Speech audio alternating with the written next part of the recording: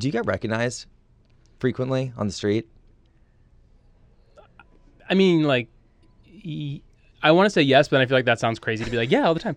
But like, yeah, it happens like pretty frequently. It kind of depends on where I am. I feel like if it's like a ski place, then I do, and or if it's like a city with a large gay contingency, I feel like I get recognized more.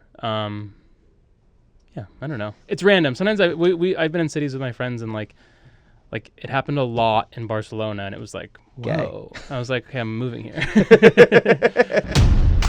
Welcome to Office of, a clubhouse for sharp takes on confidence, drive, and being a solid man. This is a place for unfiltered stories, questions get answered, and new ones get asked with some of today's most fascinating guys. This is your space, your story, your rules. Come on in. The door is open. Today on Office of, we have Gus Kenworthy. He's an Olympian, an X Games champion, a professional freestyle skier, a cultural trailblazer. But this conversation isn't about medals. It's about the space after them. We sat down while Gus was deep in an 11th hour return to competition, training for the 2026 Cortina Olympics after having stepped away from the sport that really defined his life. He opens up about concussions, burnout, the run he never got to land in Beijing, and the identity crash that followed his retirement, when the question of what do you do now really didn't have an answer. In this dialogue, we talk about mental health, being competitive, body image, imposter syndrome, and the real cost, both emotional and financial, of betting on yourself one more time. Here, Gus reflects on coming out in freestyle skiing and the impact that decision had on others, and, most importantly, why being visible still really matters. This is Gus Kenworthy, chasing one more Olympic moment while learning how to be gentler with himself along the way. Welcome to the Office of Gus Kenworthy. I'm happy that you came to the podcast. Yeah, I'm happy to be here. So, does it sound funny when you say that I'm coming out of retirement? Like, is that the craziest statement to say at your age? I don't know. I mean, even when I said I was like retiring, it seemed like not real. I mean, I'm not like retiring where I'm like reading AARP on a beach with my feet up. I'm like retiring from competing, but skiing's not the type of sport that you make enough money that you even could retire. And I'm young and like idle hands at the devil's workshop. So I feel like I knew all along I was going to be doing something else. But yeah, now I'm coming out of doing something else, which wasn't really doing anything, and going back to skiing.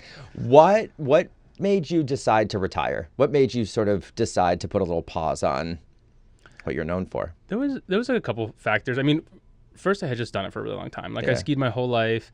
It was kind of like my dream come true to get to be a pro skier, to compete in the X Games. Like the Olympics when I started weren't even in the picture because my sport wasn't included yet. But then like once that became my focus. And so I feel like I sort of did live like my dream come true. But I don't know, it's kind of funny the way the thing that you love doing changes when it's the thing that is your livelihood and there's a lot of pressure involved, and then you have sponsors and you have obligations, and I don't know, I think it's like it's pretty easy to sort of get a little jaded on it and like I don't know, start to take it kind of for granted. I think after retiring, like I really missed it and was like, oh, I like miss being on those trips. I miss doing those things. But at the time I was like, I don't want to be away from home, and like, I want to be with my friends. I want to be with my partner. Like, it's like, I don't know, it kind of like takes a toll on you always being on the road. But the thing ultimately that ended it, I mean, part of it was that I felt like I'd been doing it for a long time. I was kind of like ready to hang it up. I never wanted to drag it out forever. Like I wanted to kind of end on a high note. But then in the last Olympics and the lead up to it, I had a couple pretty bad concussions. And the last like 3 months of preparing for Beijing, I like wasn't even skiing. Like I like would go for a couple of runs a day. I would get lightheaded. I'd get dizzy. I was having like vertigo symptoms. And I was like, a couple times I puked. Like I just was like not on it and didn't feel good. And it was the Olympics a few months away. So I was like, of course I'm going to push through. Of course I'm going to go for it. Of course I'm still like sticking to the plan. But it wasn't what I wanted. Like, it wasn't what I hoped for. I didn't do the run in Beijing that I wanted to do. I didn't ski the way I wanted to do. I like barely squeaked into the final and then ended 8th. And it's like, fine. Like, I know it's like, great, it's 8th in the world or whatever, but like, it's not what I wanted, and it wasn't the run I wanted to do, and it wasn't the way I wanted to go out. But like, I'd already kind of said that, and I was sort of at peace with that decision. So I continued on and like hung up the skis. And then was that a difficult thing to do, hang up the skis then? It was not difficult to do it in the moment, but it was a lot more difficult than I anticipated in the months and years following that decision. And like, I had a total identity crisis, and like, I'd be out at a party or whatever, and people would be like, well, what do you do now? Or like, what are you doing? And I like didn't know what to say. And I don't know. I remember my boyfriend at the time was like, you can just say like, I just finished an Olympics, and like, I'm not really sure yet. But like, I had a hard time doing that. I don't know why. I felt like I wanted to give an answer, and I didn't have an answer. So it really took a toll on me. Did you sort of lose yourself after that? Because I think so. I talk to people who come on the show, or I talk to a lot of friends who are, their work is their identity. And when they leave that job or they go do something else, they really struggle with identifying sort of who they are. Yeah. And I can only imagine that was the same case for you. It was the same case for me. It was definitely a mind fuck. Like, in the like year after the Olympics, I was retiring from something that I had done like my whole life for all these years. I had like a pretty tragic death in the family. I went through the worst breakup of my life. I got dropped by my management, and it was like, oh shit, everything has suddenly changed.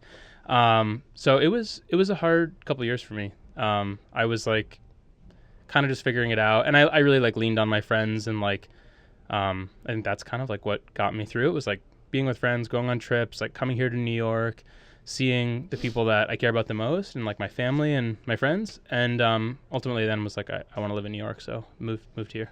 When you decided to come out of retirement, and I guess when you say, yeah, it's a big word for what it actually is. Like, you hung up your skis for a little bit and now you're back. But did you ever think, can I actually do this again? Like, am I in the same mental shape? Am I in the same physical shape? Like, can I re-enter a game that I left as big as I want to? No, it's like full delusion. I don't know. I mean, like, yeah, I guess maybe I would have moments where I'd be like, oh, whatever.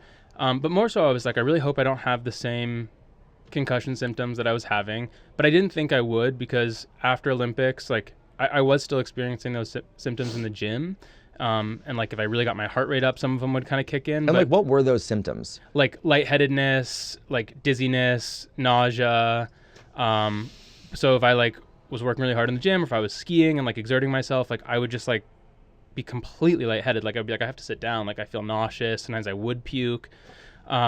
And that sort of like slowly dissipated after Olympics, like not immediately, but like maybe 6 months later, 9 months later, I wasn't having those symptoms anymore.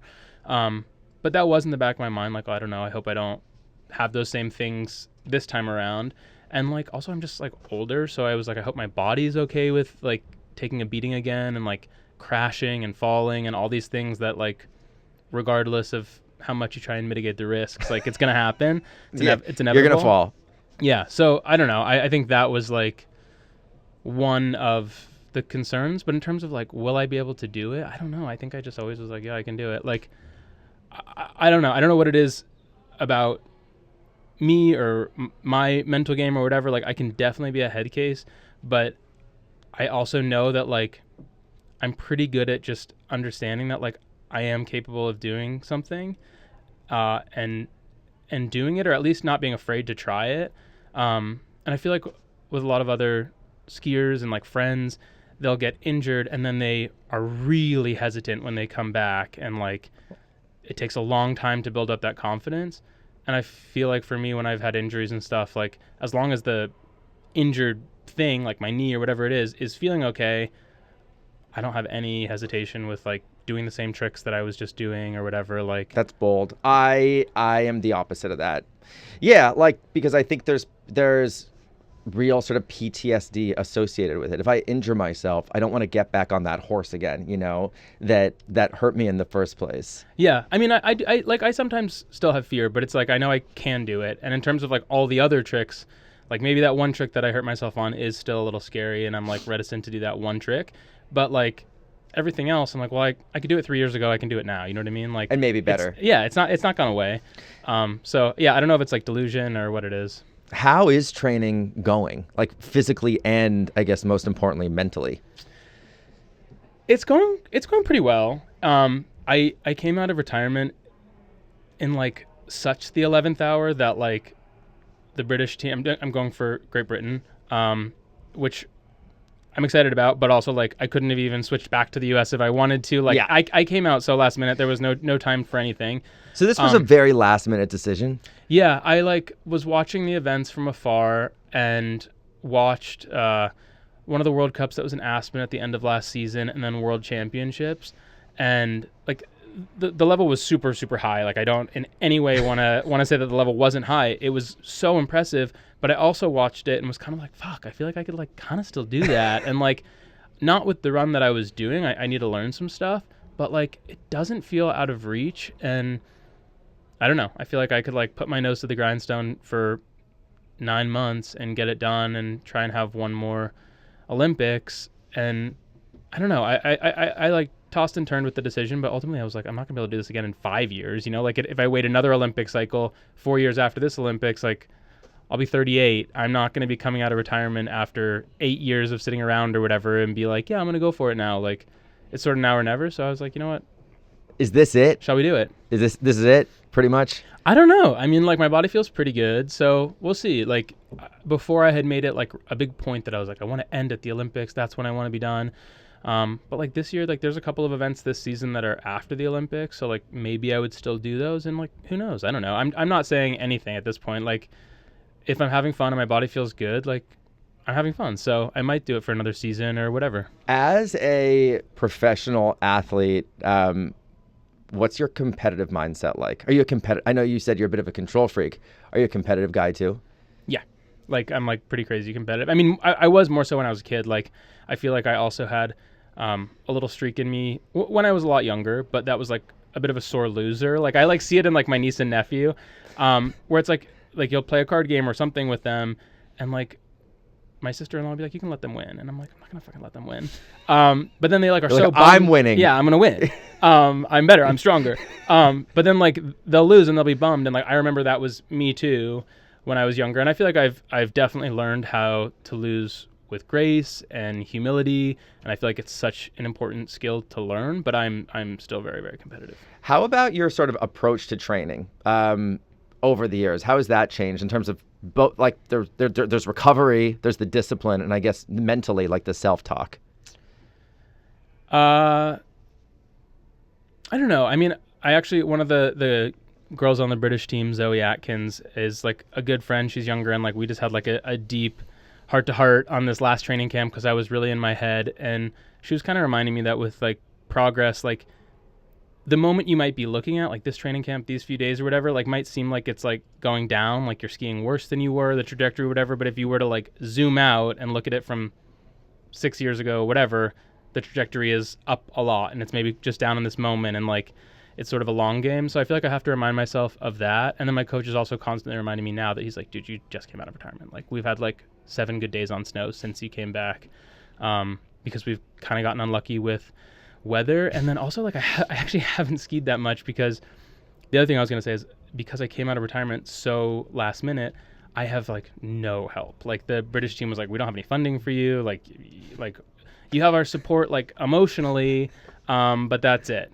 And like if we can help out with some logistical stuff, we can do that. But like they're not paying for my training camps. They're not paying for my coach. They're not paying nothing. No. And like before they were, or the U.S. team was, like as athletes, we never get paid by the governing bodies or anything like that, like at all. But you have sponsors, and then the team does pay for like a training camp or like your World Cup start or like lodging at a training camp, pay for your coach, pay for your insurance. So this final Olympic bid has been a bit of a financial drain. Like I'm like paying for my coach, paying for my insurance, paying for both of our travel, both of our lodging, all these camp entry fees. And so it's sort of like changed a little bit how I feel about it. I mean, like I'm excited, but it feels like every time I'm on snow feels like higher consequence, because it's like I don't know. It's your pocket. It's my pocket, and I'll literally do the math, and I'm like, oh my god, this is $2,200 a day, kind of, because like I'm coming to this camp for 6 days, and it was $5,000 to do the camp and both of our flights and whatever. Like, so then it feels like it's like high consequence. But other than that, I don't know. I feel like my approach has just been like to try and make the most of every training day, and I have off days where I'm not feeling 100%, and I don't want to do like that one specific trick that I need to work on.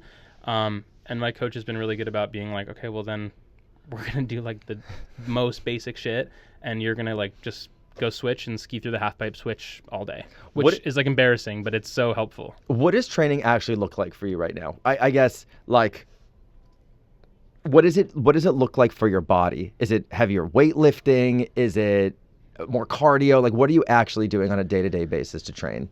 Well, so our sport's like, it's kind of like, I don't know, I feel like it's like more like skateboarding or figure skating or something, where it's like you don't need crazy strength. It's not like it's like super intense like power movements or anything that are required on the snow, and it's also not an endurance sport. So like the cardio stuff, like you want to be in shape and you want to do whatever, but it's more like dance or something. Like it's more like you just want to have repetition, have practice, have time on the slope.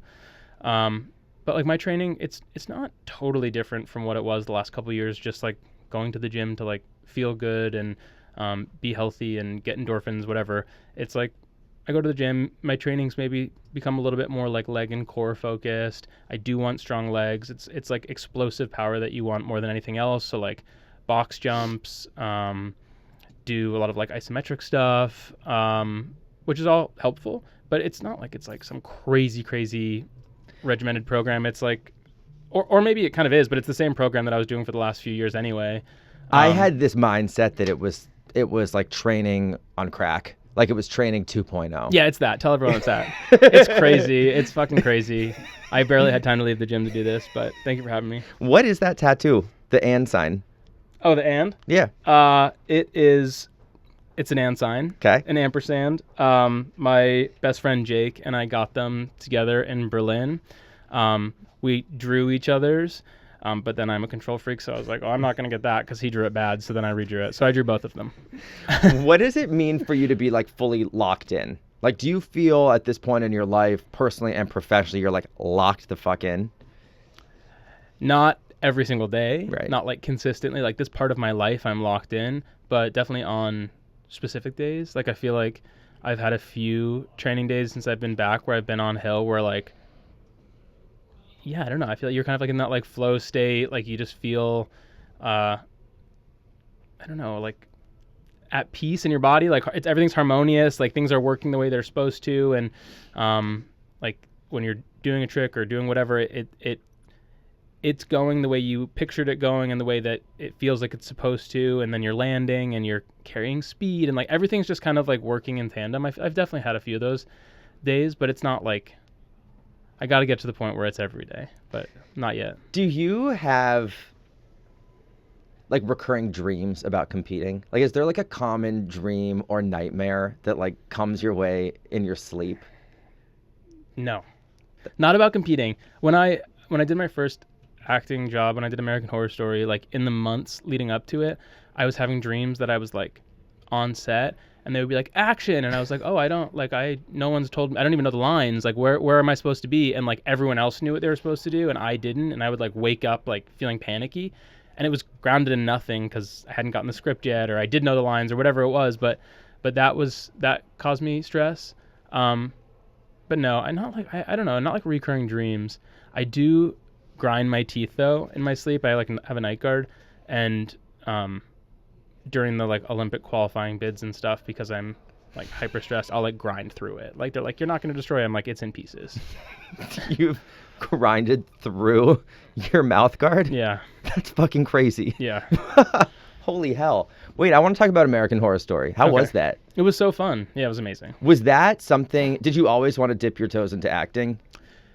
I mean, yeah, like in the back of my mind, like when I was a kid, I did theater and like it was always like, I don't know. I think if you like looked at one of my things from school, it's like, what do you want to be when you grow up? I think I had written, I want to be an actor. I think we all did. Yeah, I think everybody in a way. But I don't know. I hadn't like seriously considered pursuing it. And then my first boyfriend after I came out is an actor. And like putting him on tape and helping him with auditions, I just really like enjoyed it and was like, oh, I'm going to keep doing this. And he was encouraging of that. And I don't know. I don't know where I stand on it now. I do really like it, but like, it's the hardest job. I could never do it. It's awful. Like, my best friend Jake always is like, if there's anything else that you can see yourself doing, like, do that. Because, like, acting is, like, thankless. And, I mean, it's amazing if you are someone that's super successful or you're a series regular on a show. Like, it's so fun, and it is really exciting and enjoyable. And, like, the reward, if you really do make it, is crazy. I don't think I have a thick enough skin to do it. I don't have thick skin. I'm super sensitive. It's a lot of rejection. It's like the actual job is like reading scripts, learning the lines, putting yourself on tape at home, which is embarrassing. That's humiliating. And then sending it in and then never hearing anything like 90% of the time. And you're like, have to just train yourself to be like, okay, I submitted it. Don't think about it. But that's not human nature. And so, of course, you're like, oh, maybe I'm going to hear. And then you're like, oh, I wonder if I should check with my manager and see if they heard anything. It's like, okay, well, they obviously didn't hear anything. Like, they would have let you know. But it's just like, it's just that over and over and over again. Or it'll be like, you'll have a call back. And then it's the same thing starting from that period. Or like, there have been a few things that's like, oh, you're pinned for this. And I'm like, what does that even mean? And they're like, it's like down to you and one other person. I'm like, oh my God, I'm going to get this part. And then you don't get it. It's like, it's just like constant rejection. And then you'll book something, like I booked like Don't Tell Mom the Babysitter's Dead, and it's like a week of work and it pays like literally nothing, and it's like, oh, this like, it's not sustainable. Did you like your time on American Horror Story? Yes, I did. What did you learn from that whole experience about yourself and Ryan Murphy? Well, I mean, I'm so thankful to Ryan for that opportunity, but Ryan wasn't really on set much for it. He has like 10 different shows going on at the time, and like we didn't really see him, but I feel like I learned a lot. I mean, I learned everything that I know about acting from being on set, being across from other actors, and like doing a scene with someone that is such a good actor is so much more helpful than like doing a self-tape on home with like your boyfriend or your mom or something, like reading the lines. But I don't know. I feel like I guess I kind of like learned the craft, but I don't want to say I even really know the craft, because I feel like I don't. I feel like I'm at like the bottom of that totem pole, and like. Were you embarrassed to sort of put yourself out there? Well, no, I wasn't embarrassed to put myself out there. I mean, maybe a little bit, because as I said, I am like kind of thin-skinned, but I was more like, I was honestly kind of embarrassed because I felt like I had been given this huge opportunity and I didn't necessarily like pay my dues for it. Yeah. And I have like other friends that are actors that have been like grinding and chipping away at it. And like, I hadn't really done that. You must have felt like a little bit terrible. Yeah, I did. I kind of like felt like bad. And like, even like my boyfriend at the time, when I got cast, Matt, like I felt like, I remember feeling like really nervous to tell him. And like, he was like, of course, like so supportive and was like excited for me, but it was like, God, I don't know. You've been grinding at this for like decades, and I'm being given like, this here I huge am. role. And one of my friends' writer was kind of like, I mean, you've paid your dues in different ways, and like you were able to open that door because of all these other things that you've done, Olympics and whatever else. And so I feel like I like kind of heard that, and it was like kind of helpful, but I still sort of felt a little bit like a fraud, and I feel like I still have imposter syndrome with it. And like in the last few years before I came out of retirement, like, I don't know, friends, whatever, would be like, you can just say you're an actor. And I'm like, I don't want to say I'm an actor. Like, I don't feel like I can say I'm an actor. I don't feel like it's, I don't know. It doesn't feel real, I guess, because I'm not really like, I am doing the work of reading scripts and putting myself on tape and like going to acting classes and doing all those things, which I guess is what an actor does. But like, I don't feel like, I don't know. I feel like maybe it's the wrong way to think about it, but I feel like there's like a certain like, I hear you, threshold or something that you have to meet to be like, to be able to call yourself an actor. Yeah. You probably want a little bit more experience, and then you might feel a little bit more comfortable saying it. Yeah. I've picked up on you mentioning a few of your friends throughout this conversation. How important are your friends to you? Because it seems like just in this short little time that we've been speaking, your friends play a pretty big part in your life. Yeah, I mean, they are the biggest thing in my life, like honestly, besides my dog and like my family. I talk to them every single day. I mean, my I have like one group chat that's pretty active. That's like my best friend Jake, my best friend Connie, my friend Chase, who's one of my besties. But like Jake and Connie are like my like kind of number ones, and like I talk to them every single day and like deliberate any decision that I'm gonna make with them, whether it's like something that's big and consequential, like moving or buying a property or selling something, or like a breakup or anything like that, but also like the captions for my Instagram. Yeah, but that's what friends are for. Exactly. Yeah. But no, they are like, they're ride or dies. Like we're in each other's corner. My best friend Jen, like I have a lot of best friends, but like we send voice notes every single day. Like I know what you had for lunch. What's up with people sending voice notes these days? I love it. Why? Do you know how You're a podcaster. I feel like you would be into it. I like to hide behind a text message. When I get a voice note from a friend, I genuinely kind of cringe a little bit because I never know what they're going to say, so I have to be in a place where no one can hear what they're saying because half the time it's unhinged. And B, I'm never going to reply with a voice note. I'm going to reply with a text message. That's a you problem. I don't know. I like it. I feel like it's like it gets the point across. Even sometimes when like the thing I want to say isn't even that long and I could text it, I feel like it's like more personable to just like, it feels more personal. I don't know. I feel like to like they hear your voice, whatever, and it's like, yeah, I don't know. I'm a voice note guy, but then when your friends like are giving the tea, giving the drama, giving what else is going on in their life, it's like a little mini podcast episode. Oh, you're gonna take my job? Yeah. Is there anything that's off limits with your friends that you won't talk about? Like, is there anything that you sort of keep to yourself? Not really. No. How did they sort of take the news as you being the comeback kid? Like, did they give you some guidance or some advice throughout this process? They were super supportive. They were like, this feels right. That's like the right decision. Like, we know you can do this. It's 9 months. It's nothing. Like, just, yeah, super encouraging. My friend Connie's like, I'm a witch. I feel good about this. I'm like, okay, well, that's a bit of confidence I needed. You've been pretty outspoken about mental health, sort of at a time when many male athletes or even men weren't talking about it. What made you want to be so open about that side of your life? I don't know. I don't know if it was like necessarily like an active decision. But I feel like when I came out publicly, I kind of like opened myself up in a way that I had been really scared to and was met with a lot of support. And I feel like I've tried to remain pretty open since then with like my life, what I share, who I am. Like, I don't know. I think that there's a lot of good that can come of that. Mm-hmm. And I feel like only sharing like the good, the highlight reel, the whatever, which I certainly do too. Like, I don't want to post something that feels like dark and depressing and whatever. You want to post the things that are like exciting and whatever, but it sort of like creates this, I don't know, phenomenon where it's like people are constantly comparing themselves, and it's like I get down because of other things that people share in the same way that I'm sure people do about mine. And I feel like it's important to talk about the fact that like it's not real, like social media is not real. We are all dealing with our own internal battles. Like, I have dealt with my own struggles when I was in the closet and since coming out. Like, I'm on Wellbutrin. Like, I benefit a lot from that. And like, I don't know, I would encourage other people that might be feeling the way that I was to like seek help. I don't know. Was depression, did you always sort of struggle with depression, or did it come at later in your life? I think I kind of always did. I don't know. I mean, I think like when I was a kid, I don't think I was depressed for sure.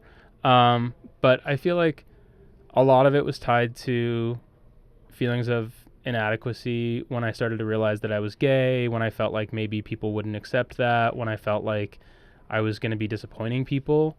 I feel like I internalized a lot of that, and it manifested as depression and anxiety. I lost my best friend when I was 14 years old. I feel like I got pretty depressed about that. And then in this last couple of years, like post-retirement, I think I definitely went through kind of another depression with a little bit of a loss of identity. And as I said, I was like, I had a really hard breakup and like a lot of change at once. And I don't know, they say like the things that are like key factors in your life, like when one of them changes, it can change everything and like really affect your mental health. And it's like your work life, your home life, your relationship, your job, whatever. Like I felt like all of them changed for me in a pretty quick amount of time. This whole podcast mission in some ways, I mean, there's a lot of things that I want to do with it, but it's a lot about what you were just sort of speaking about, getting men of all walks of life and all ages and professions to sort of open up and show all sides of themselves. Do you think men are sort of starting to do that a little bit more than they used to? Yeah. Not all men, but I do think that men are. And I feel like, I don't know, it's interesting. Like when you see someone doing that and like being vulnerable in like a public forum, like I'm someone that always looks at the comments, probably because I'm thin-skinned, but also I love like on a public post, like the top comments are always really funny and like whatever. I enjoy that. But like when it's a post where it's a guy being vulnerable or like talking about mental health or whatever it might be, it's like it's so polarizing. It's like a mix of like people celebrating it and being like, this is incredible, this is what we need. And then people like ripping it down because it's like, it's terrible. It's terrible. But like, I think we can get to a point where like everyone can just realize that it's actually like a wonderful, good thing. And that this like toxic masculinity that's been perpetuated for generations, like sort of needs to be broken down and changed. And it makes me so happy when I see like a video of a dad like being encouraging of their kid trying something and like while they're crying or whatever it is. Like I don't know, I mean I don't know, I love my dad, but I definitely feel like I got a lot of like tough love when I was a kid and like tough it out and like boys don't cry type of thing, and it's like that's actually bullshit. I want to know what's something that you struggle with that people might not realize. Do you have body issues? Like, yeah, I do.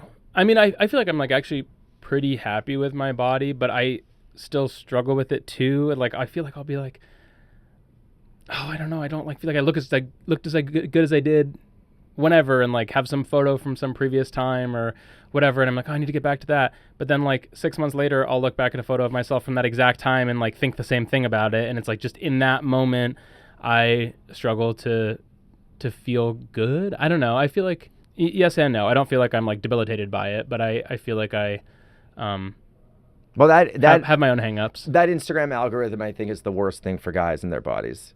Yeah. It's detrimental and it's terrible. And everybody, whether you're in wicked shape or you're not, you see something and it makes you feel terrible about yourself. 100%. I want to talk about the Worthy Foundation. Tell me all about it. So the Worthy Foundation started a couple years ago. Basically, I did the AIDS life cycle in 2019 and was really excited to partake in it. And each and every person that does the ride has to do their own fundraising. And I ended up raising like $250,000 for the cause. And I liked having like one thing to point to because I feel like I'm asked to do a lot of different things.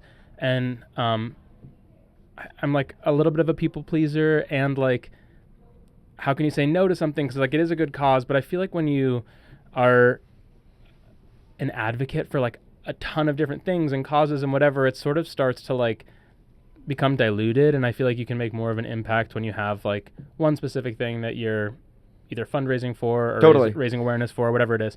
And I liked that year it was the AIDS life cycle.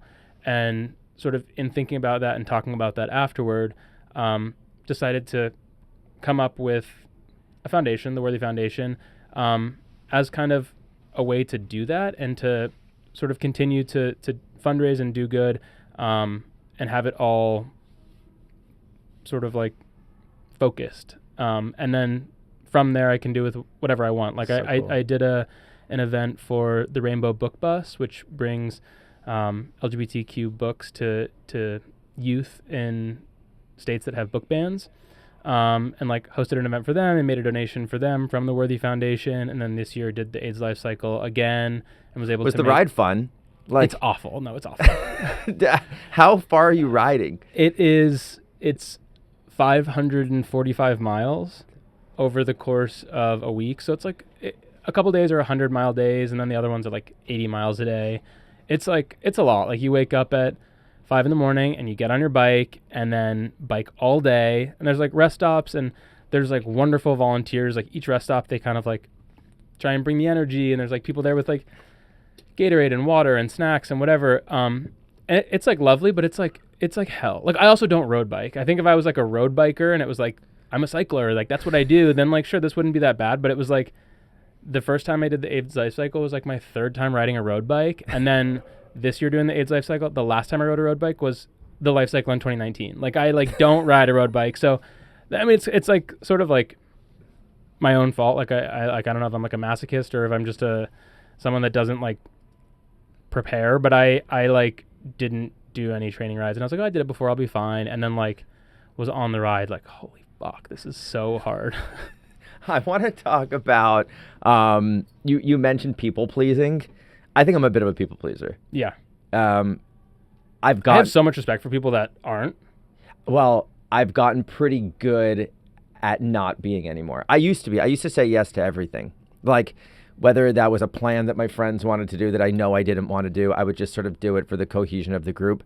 Now I have no problem saying no. I probably say no way more than I say yes now because I don't want to do everything. I used to be in a place where I wanted to be like a busybody and see everybody and keep up. And now like I value my alone time. That's what I need to decompress and be okay navigating the city that we live in. Like, so long way to say, how do you manifest as a people pleaser? You just say yes to everything?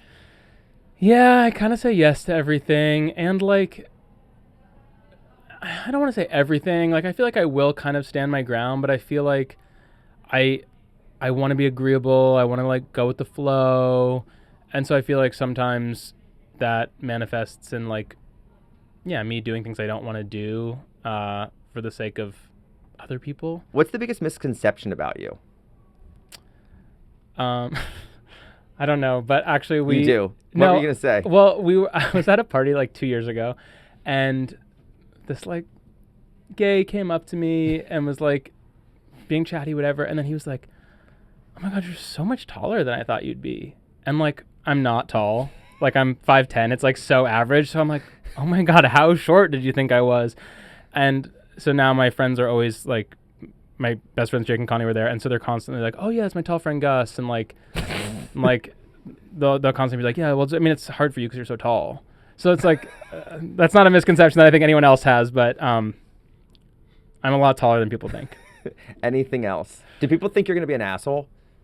Because I don't think you have that reputation. I don't think I have that reputation. I really hope I don't. I feel like I'm like very approachable, and like when people do come up to me, whether it's like at a club or a bar or on the street or whatever, like I feel like I'm always really friendly and like try to be. Like I feel like it is sweet to me that they would want to come up and say hi, and so I feel like I'll try and give them their time and make eye contact and chat for a minute. I mean, sometimes it gets to the point where I'm like, okay, girl, like I actually have friends and like I'm here doing something, but like I feel like I try to be really friendly and like engaging and nice, and it does make me feel good too when they come up. So I feel like I hope I'm approachable. I feel like I am very nice. When you came out, looking back on that time, how did the world sort of, do you feel like the world embraced you? Yes.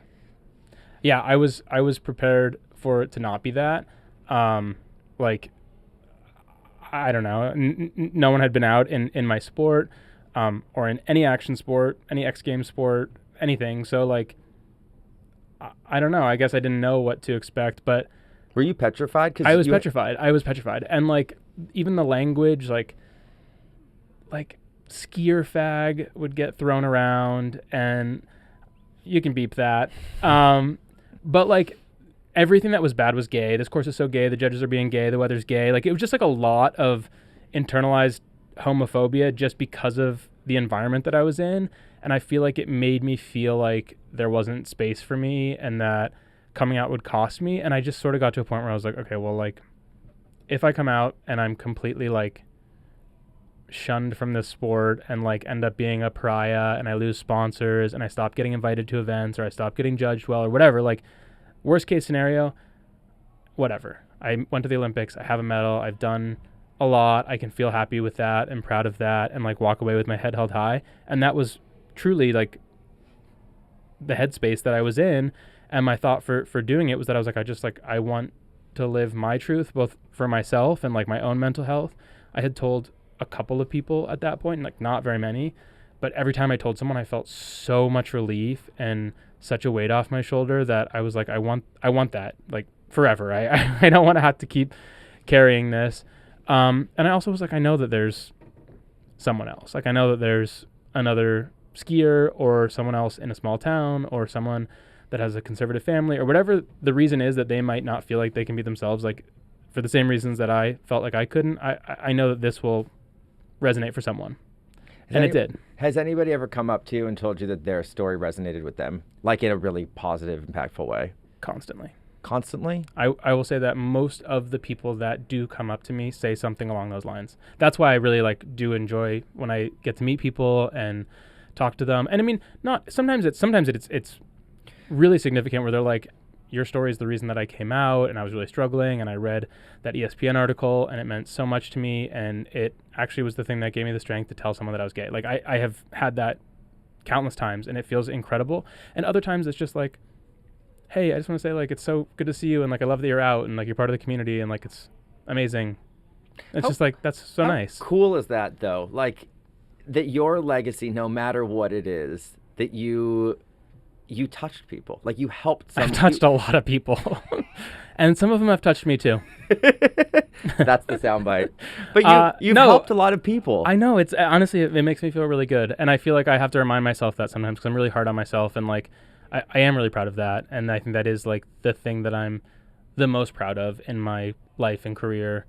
But yeah, I don't know. I felt like I was really embraced by the community when I came out and celebrated. And I want that same thing for other queer athletes when they come out. And I feel like it was a while back, so maybe it was a little more taboo, but like even still, there's like not very many people that are out in sport. And I feel like people come out now and I constantly see the thing where it's like, we get it, we don't care anymore. Like, but I'm like, actually, there's like literally no one. So I think we have to keep celebrating people and lifting them up when they make that decision and that announcement to be public because it's still scary. And like sport is such an important part of culture and society, and we're really underrepresented. How do you think homophobia has transpired in the world of sports, sort of from when you were coming up till now? Like, have you seen a drastic change? Yeah, I mean, like in my sport specifically, after I came out, I feel like I had kind of like a pretty immediate change where like the following season, I remember being at events and someone would be like, oh, this is so fucking lame or whatever. Like they would like change it and I would be like, hey, thank you, I appreciate that. Or people would say gay and I would be like, what was it? Is it gay? I don't think that's what you meant.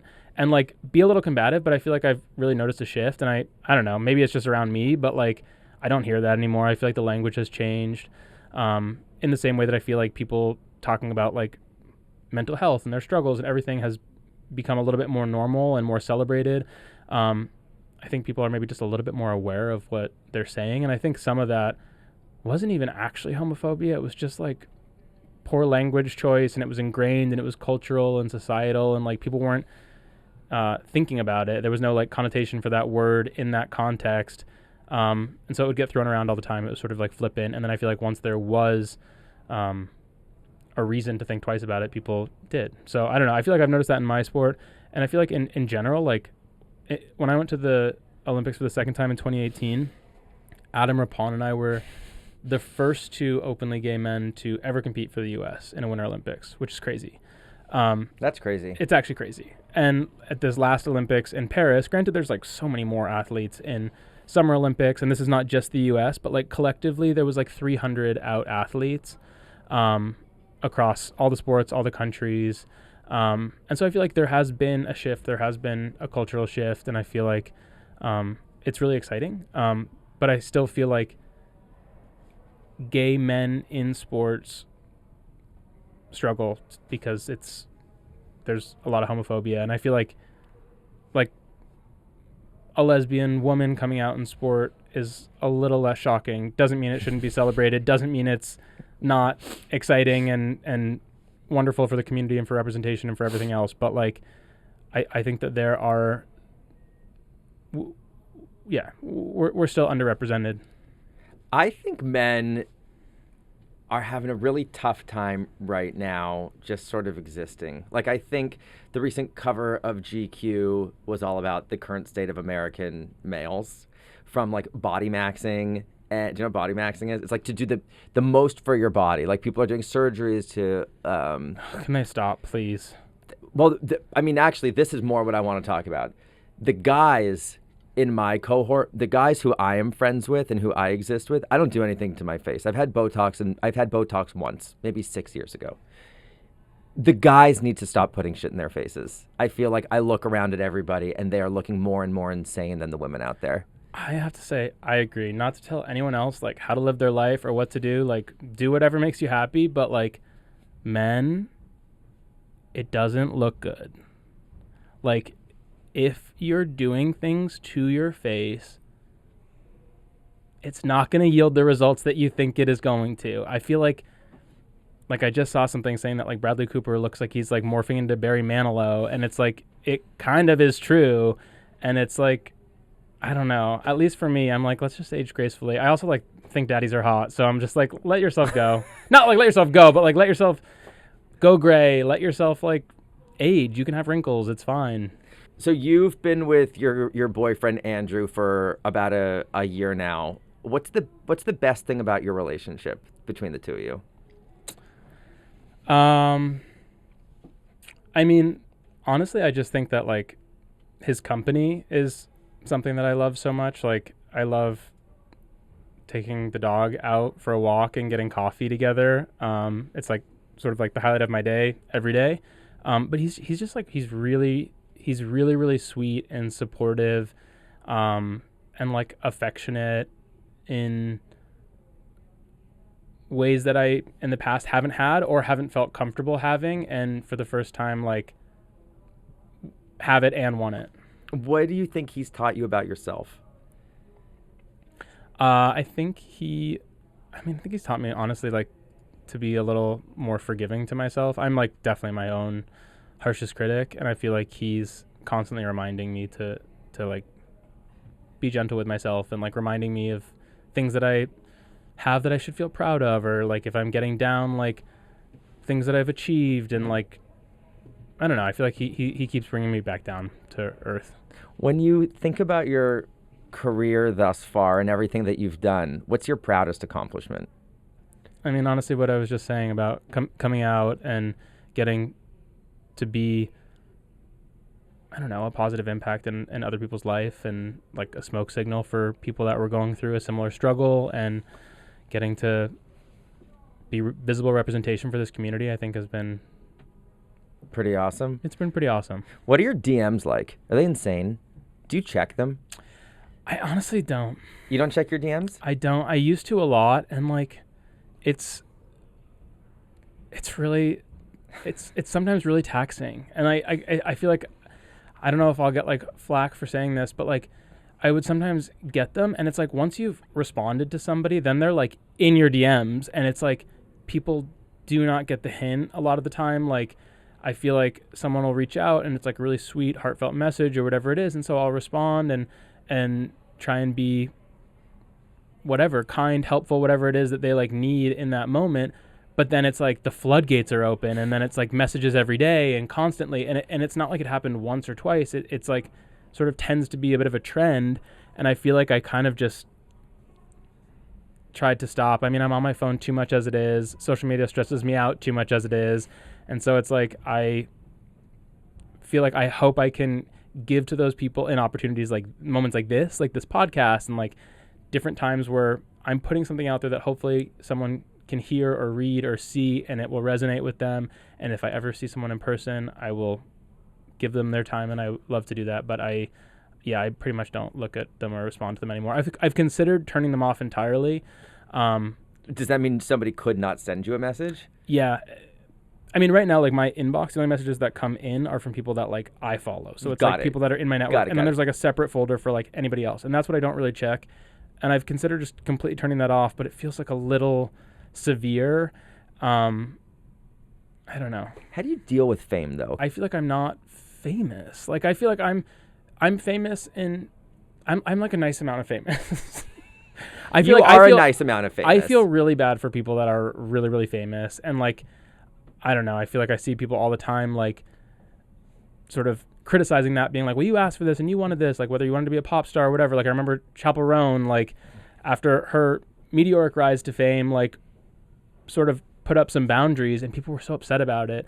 And it's like, no, she didn't want this. Like, she wanted to put out her music and she wanted to be able to create a life around it. And like, all this other stuff is amazing, but it's also like, it takes a fucking huge toll. I don't have that. So I feel like pretty good about that. I mean, I've had like creepy things like sent to me before, and like I got in the mail. Yeah, like in the mail, and like I actually received a package once that was like extortion. That was like, we have this, and this, but like I don't think they really did. But it was like photos of the outside of my old building, and it was like my mom's cell phone number and like my cell phone number and like social security numbers. And it was like, we have all this information, and if you don't send us like X amount of Bitcoin at this address, like we're gonna like release this information to the dark web or use it against you or whatever. And so like that was obviously really unsettling in that moment. Did you freak out? I fully freaked out. Yeah, I fully freaked out. But like ultimately I was like, I actually have nothing that I'm like, there's not like really skeletons in the closet. Like I'm not really that worried. I think like my nudes could leak, and it's like, okay, like I hope they don't, but like I'm kind of only sending them out if I'm like, don't want it to get out there, but like if it did, like, Sylvie. You'd be like proud of it. Yeah, not proud. I don't want it to, but like anytime I send one out, I'm like, I do have a split thought where I'm like, well, if this were to end up on the internet, how am I going to feel about that? And it's like, well, I don't want it, but if it happened, it's not going to like. Were you sending them out a lot? Like, were you sending out nudes often? Not often, but like if you're like sexting with someone, or even like, I don't know, people you're in a relationship with or whatever. But yeah, I feel like I'm also like identifiable. Like I'm covered in tattoos, so it's not like I'm like taking ones where I have no idea who it is. Like it's me. So, but no, I feel like I don't know, with the letter, like I was scared, but then I was kind of like, whatever. I don't know. I like changed all my passwords. I added 2-factor authentication. I'm like trying to protect myself, but like for the most part, I feel like I'm like famous, that like I have people say nice things to me, and like I also have people that say shitty things, but usually it's online, and like the trolls. You can try and take it with a grain of salt. Yeah, trolls and whatever. But I feel like usually I have people stop me and say nice things. I get some really cool opportunities that like I would have never dreamed of when I was a kid, and like sitting front row at like a Prada fashion show, like this like really cool things that like seem crazy and surreal, and I've got so much that I feel like really lucky for. So I feel like my level of fame is like is nice. Do you feel good in your skin these days? Like, are you happy with the man that you are? I am, yeah. I honestly, I do. I think I'm like, that struggle after the last Olympics, I feel like was kind of like one of my sort of lowest points, and I feel like I've really like grown from that and learned a lot about myself, and I feel like I'm the best version of myself.